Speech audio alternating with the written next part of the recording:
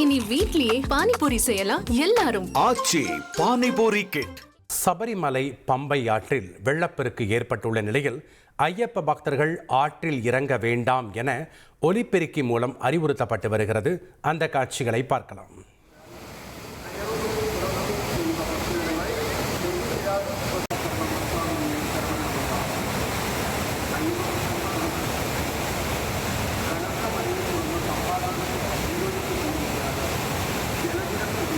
குளிப்பதற்காக பம்பை ஆற்றின் அருகே அன்னதான மண்டபத்தின் அருகே ஏற்பாடுகள் செய்யப்பட்டுள்ளது என்பதை தெரிவித்துக் கொள்கின்றோம்.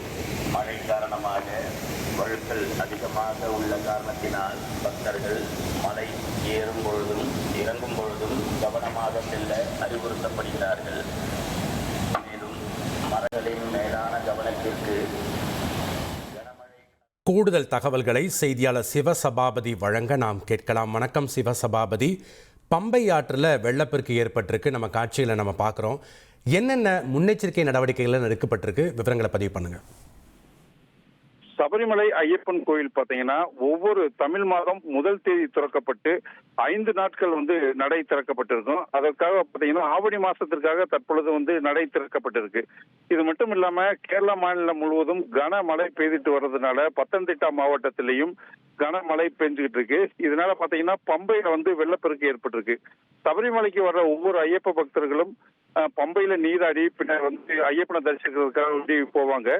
இந்நிலையில பாத்தீங்கன்னா பம்பையில வெள்ளப்பெருக்கு ஏற்பட்டிருக்கிறதுனால பம்பையில குளிக்க வேண்டாம் அப்படின்னு சொல்லிட்டு பத்தனந்திட்டா ஆட்சியர் வலியுறுத்தி இருக்காங்க. இது மட்டும் இல்லாம செல்லும் பக்தர்கள் மலைப்பாதையா இருக்கிறதுனால கவனமா செல்லணும். பல இடங்கள்ல மண் சரிவு ஏற்படும், அதனால அந்த இடங்கள்ல நிக்க வேண்டாம். அதே மாதிரி மின்சார கம்பங்களை தொட வேண்டாம், அதே மாதிரி மரத்துக்கு கீழே நிக்க வேண்டாம் அப்படின்னு சொல்லிட்டு பல்வேறு அறிவுரைகள் பக்தர்களுக்கு செல்லும் பக்தர்களுக்கு தொடர்ந்து ஒலிபெருக்கி மூலம் ஒலிபெருக்கி மூலம் பிரச்சாரம் செஞ்சுக்கிட்டே இருக்காங்க. இதனால வரும் பக்தர்கள், சபரிமலைக்கு வரும் பக்தர்கள் மிக கவனத்துடன் ஐயப்பனை போய் தரிசித்து வரணும். மழைக்காலம் என்பதால் எந்நேரத்திலையும் எந்த ஒரு ஆபத்தும் ஏற்படலாம் அப்படிங்கிறதுக்காக வேண்டி கூடுதல் கவனத்துடன் பக்தர்கள் செல்ல வேண்டும் அப்படின்னு சொல்லிட்டு அறிவுறுத்தப்பட்டுள்ளது. நன்றி சிவசபாபதி, உங்களுடைய விவரங்களுக்கு. இனி வீட்லயே பானிபூரி செய்யலாம் எல்லாரும். ஆச்சி பானிபூரி கிட்.